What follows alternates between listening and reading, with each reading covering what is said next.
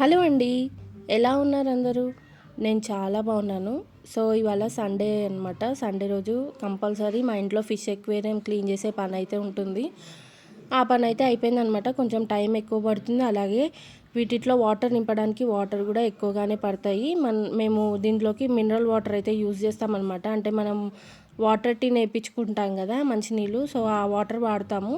దీనిలోకి మనకి 8-9 బాటిల్స్ అయితే పడతాయి అన్నమాట నీళ్ళు. అవన్నీ తెచ్చి ఇంకా వాటిని ఫిష్ ఎక్వేరియం క్లీన్ చేసి మొత్తానికి సెట్ చేసి పెట్టాడు మా అన్నయ్య. మేము అన్నయ్యకి అయితే హెల్ప్ చేస్తాము. నెక్స్ట్ ఇంకా బ్రేక్ఫాస్ట్లోకి అమ్మ అయితే ఇక్కడ ఓట్స్ జావ అయితే చేసిందండి.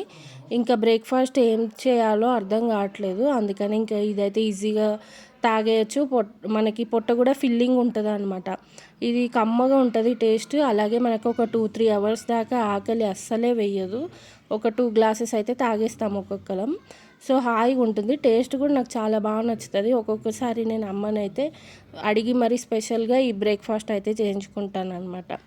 ఇక్కడ హాయిగా రిలాక్స్గా కూర్చుని టీవీ చూస్తూ ఇంకా ఇది ఓట్స్ జావ అయితే తాగేస్తున్నా. కొంచెం నా ఫేస్ అవి అసలు బాగాలేదు కాబట్టి పట్టించుకోకండి. ఎందుకంటే ఈ మధ్య అసలు రెడీ అవ్వడం కానీ ఏది చేయట్లేదు. హాయిగా చిల్ అవుతున్నాను అనమాట అమ్మ వాళ్ళ ఇంటికి వచ్చిన తర్వాత. ఈ రెడీ అవ్వడాలు అవి కాన్సన్ట్రేషన్ అస్సలు చేయట్లేదు. కొంచెం కేర్ తీసుకోవాలనుకుంటున్నా. అంటే ఫేస్కి కానీ హెయిర్కి కానీ అట్లా తీసుకుందాం అనుకుంటున్నా. కాకపోతే అన్నీ ఒకటేసారి కుదరవు కాబట్టి మెల్లమెల్లగా ఒక్కొక్కటి ఇంప్లిమెంట్ చేద్దామని చూస్తున్నాను అనమాట. కొంచెం చల్లారడానికి టైం పడుతుంది ఈ ఓట్స్ జావ కాబట్టి ప్లేట్లో పోసి ఉంచిందనమాట. మాకు అప్పటికే ఆకలి వేసేస్తుంది. కొంచెం ఇంకా అలా ప్లేట్లో పోసి ఉంచితే తొందరగా చల్లారుతుంది అని చెప్పి ఉంచింది. ఈ మధ్య రాగి జావ ఓట్స్ జావ ఇవే తాగుతున్నాము. హాయిగా అనిపిస్తుంది ఎండాకాలంలో అలా తాగుతుంటే. నెక్స్ట్ ఇదిగోండి అమ్మ చేసిన క్రాఫ్ట్ అయితే ఇదనమాట. మాకైతే చాలా రోజుల తర్వాత ఇది అమ్మ చేసిన క్రాఫ్ట్ చాలా బాగా నచ్చేసింది. ఇది ఊరికే అన్నీ ఏ క్రాఫ్ట్ చేసినా ఏం తెప్పించినా కూడా హాల్లోనే ఉంచుతున్నాము. బెడ్రూమ్లో ఏవి కూడా పెట్టుకోవట్లేదు అని చెప్పి ఈ విధంగా క్రాఫ్ట్ అయితే మేము బెడ్రూమ్లో స్టిక్ చేసి ఉంచుకున్నాము. చాలా బాగుంది కదా, నాకైతే మంచిగా నచ్చేసింది. ఇంకా నేను కూడా ఉట్టిగా ఉండకుండా ఒక క్రాఫ్ట్ అయితే చేశాను. అదే మీకు చూపిస్తున్నా. ఇదిగోండి హోమ్ అనే క్రాఫ్ట్ అయితే చేశాను అనమాట. సో ఫస్ట్ టైం అయినా కూడా కొంచెం నాకు మంచిగానే నచ్చింది. అంత పర్ఫెక్షన్ అయితే లేదనుకోండి. కాకపోతే ఇంకా ఏదో మనకు అంత రాదు కాబట్టి వచ్చిన దాంట్లో టైంపాస్ అయితే ఈజీగా అయిపోయింది అనమాట. నేను అమ్మ ఇద్దరం క్రాఫ్ట్ అయితే చేసుకుంటూ కూర్చున్నాం. ఈ టేబుల్ క్లాత్ అయితే చాలా బాగుందండి. క్వాలిటీ బాగుంది. అలాగే క్లాత్ కూడా చాలా బాగుంది. యాక్చువల్గా నేను మా ఇంటి కోసం తెప్పించుకుందాం అనుకున్నా. కాకపోతే ఇక్కడికి ఆర్డర్ పెట్టాను. సో అమ్మకి నాకు ఇద్దరికి నచ్చింది కాబట్టి ఇక్కడికి తెప్పించేసాను అనమాట. నెక్స్ట్ ఈ నుపూర్ హెన్నా వచ్చేసి 4 months అయిందండి నేను కొని. అప్పటి నుంచి నేను హెయిర్కి పెట్టుకోవట్లేదు. నాకు పెట్టుకోవాలని ఉంది కానీ నేను హెన్నా పెట్టుకొని కూడా దగ్గరగా 4-5 years పైనే అయిపోయింది అనుకుంటా. నాకు సరిగా గుర్తులేదు. సో ఇంకా ఈ మధ్యలో ఎప్పుడైనా ఇంకా ఫంక్షన్స్కి వాటికి వెళ్ళాలంటే హెయిర్ కలరే మామూలుగా పెట్టేసుకొని వెళ్ళిపోతున్నా. కాకపోతే ఇంకా హెయిర్ కలర్ వాడొద్దు అనుకుంటున్నా. ఎందుకంటే నాకు చిన్నప్పటి నుంచి గ్రే హెయిర్ అయితే వస్తూ ఉంటుంది అప్పుడప్పుడు. అందుకని ఇంకా అది మంచిది కాదు కదా హెయిర్ కలర్. అందుకని అది పెట్టొద్దు, ఇట్లా న్యాచురల్గా హెన్నానే యూస్ చేయాలని డిసైడ్ అయిపోయాను. ఫస్ట్ టైం నా చేతులతో నేను ఈ హెన్నా మిక్స్ కలిపేసి హెయిర్కి నేనే అప్లై చేసుకొని మొత్తం ఈ ప్రాసెస్ అంతా నేనే చేసుకున్నా అమ్మ హెల్ప్ లేకుండా. కొంచెం నాకు ఇది హెన్నా పెట్టుకోవడం కూడా రాదు, ఎట్లా పెట్టాలి ఏంటనేది తెలీదు.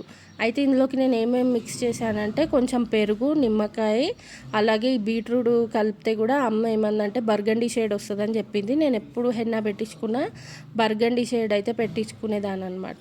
సో ఈ బీట్రూట్ కూడా ఒకటి మంచిగా మిక్సీ పట్టేసి వేసేసాను. అలాగే టీ పొడి డికాషన్ ఉంటుంది కదా, టీ డికాషన్, అది కూడా వేసాను. కాకపోతే టీ డికాషన్ ఏంటంటే ఫిల్టర్ చేసి వేయలేదు, టీ పొడితో సహా వేసేసాను అందులో. ఇంకా ఎగ్ కూడా ఉంటే బాగుండు, అది కూడా వేస్తే ఇంకా బాగుండేది. కాకపోతే నా దగ్గర ఎగ్ లేదు, అందుకనే వేయలేదనమాట. మొత్తం ఇట్లా మిక్స్ చేసి పెట్టేశాను. ఇంకా మనం హెయిర్కి అప్లై చేసుకునే ముందు ఈ విటమిన్ క్యాప్సిల్ ఉంటుంది కదా, అది కూడా కలిపేసి మంచిగా ఇట్లా నెత్తికి అయితే పెట్టేసుకున్నానండి. ఓవర్ నైట్ అంతా కూడా ఈ హెన్నాను అయితే కలిపి పెట్టేసుకుని నెక్స్ట్ డే మార్నింగ్ ఇట్లా హెయిర్కి అంతా కూడా పెట్టుకుని ఒక 2 hours అయితే ఉంచుకున్నానండి. ఎందుకంటే నాకు గ్రే హెయిర్ పోయి కలర్ చేంజ్ అవ్వాలనుకుంటున్నా కాబట్టి అలా పెట్టుకున్నా. ఇదిగోండి చెయ్యి చూసారా ఎంత ఎర్రగా అయిందో. నేను వచ్చినప్పటి నుంచి కూడా పైనకి వెళ్ళి మొక్కలు ఎలా ఉన్నాయో చూడాలని ఒకటే పీకేస్తూ ఉందనమాట. ఇంకా వెళ్ళట్లేదు. అమ్మకు కూడా బాగా మొక్కల మీద ఎందుకో ఇంట్రెస్ట్ అయితే తగ్గిపోయిందండి.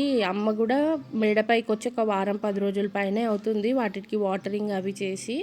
ఎందుకో ఎండాకాలం మొక్కలు సర్వైవ్ అవ్వాలంటే కొంచెం ఎక్కువగానే కష్టము అనమాట. బాగా ఈ ఎండలకి మనమే తట్టుకోలేకపోతున్నాం. పాపం మొక్కలైతే ఇంకా వాటికి నీడ కూడా లేదు కదా, అందుకని అవి సర్వైవ్ అవ్వడం కష్టమవుతుంది.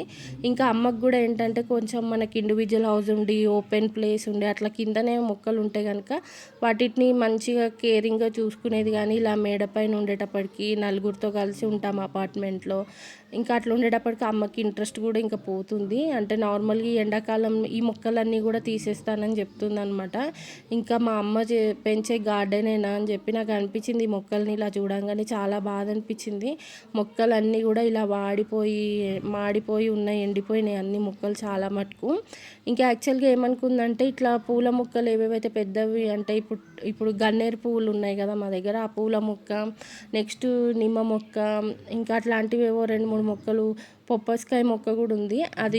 అవన్నీ కూడా కింద అపార్ట్మెంట్ దగ్గర, అంటే కింద అపార్ట్మెంట్లో మాకు బయట ప్లేస్ ఉంటుంది కదా, ఆ ప్లేస్లో ఇవన్నీ నాటిచ్చేద్దాం అనుకుంది. మిగిలిన కూరగాయల మొక్కలు అయితే అన్నీ తీసేద్దాం అనుకుంది అనమాట. సో ఇంకే మేము అదే అనుకుంటున్నాం, రేపటి నుంచి ఒక 2-3 తొట్లన్నా బాగా ఖాళీ చేసేసి ఈ ప్లేస్ అంతా కూడా నీట్గా చేద్దాం అనుకుంటున్నాం అనమాట. నెక్స్ట్ ఇంకా వర్షాకాలము అట్లా ఇట్లా వచ్చినప్పుడు మళ్ళీ ఫ్రెష్గా కొన్ని మొక్కలు అయితే పెట్టుకుంటాను అంటుంది, పూల మొక్కలు అవి. మా అమ్మ మెయింటైన్ చేసినప్పుడు ఎంత పచ్చదనంగా ఉండేదో ఈ గార్డెన్ అంతా. ఇప్పుడు చూసేటప్పటికి మనసు అంతా నాకు బాధ అనిపించింది, నిజంగానే చాలా బాధగా అనిపించింది. ఇంకా మేము ఏం చేస్తున్నామంటే కాసేపు ఊరికే ఇంట్లోనే ఉండి బోర్ వస్తుందండి. అసలు ఇంట్లో పని చేసుకోవడం ఇల్లే ప్రపంచం అయిపోయిందనమాట. మా పింటూని కావాలంటే ఇంకా కాసేపు కింద తిప్పేస్తున్నాం, మళ్ళీ ఇంకా ఇంట్లోనే వచ్చి కూర్చుంటున్నాం అనమాట. ఇంకా అట్లా పిచ్చి ఎక్కిపోతుందని చెప్పి కాసేపు పైన టైం స్పెండ్ చేద్దామని చెప్పి 2 చైర్స్ అలాగే ఒక వాటర్ బాటిల్ మా పింటూని వేసుకొని ఇంకా పైనకు వచ్చి కూర్చున్నాం అనమాట.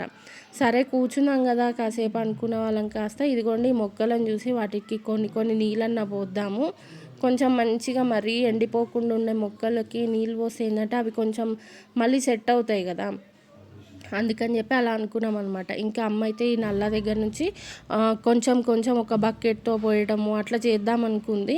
తర్వాత అన్ని మొక్కలకు కూడా మేము బాగా వాటర్ అయితే పోసామండి. అంటే ఇప్పుడు ఆ తొట్టి ఏదైతే మొక్క ఉన్న బకెట్ ఉంటుందో అదంతా కూడా నిండిపోయేంత వాటర్ పోసామన్నమాట. మరి ఇంకేం చేస్తాను చెప్పండి, మొక్కలంటే ఇష్టపడ్డ వాళ్ళము, ఆ మొక్కలు అలా అయిపోతే తట్టుకోలేము కదా. నాకు కూడా ఈ మధ్య మొక్కలు అంటే చాలా ఇష్టం అయిపోతుంది అనమాట.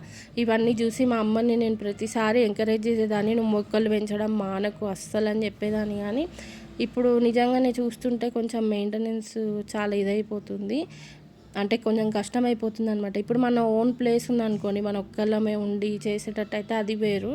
అపార్ట్మెంట్లో నలుగురితో కలిసి ఉన్నప్పుడు ఏంటంటే కొంతమంది లేడీస్ అయినా కానీ వాళ్ళు వడియాలు ఆరబెట్టుకోవడానికి ఈ చిన్న చిన్న మొక్కల తొట్లు ఉంటాయి కదా, అవి తీసుకొని అవి సపోర్ట్గా పెట్టుకుంటున్నారు.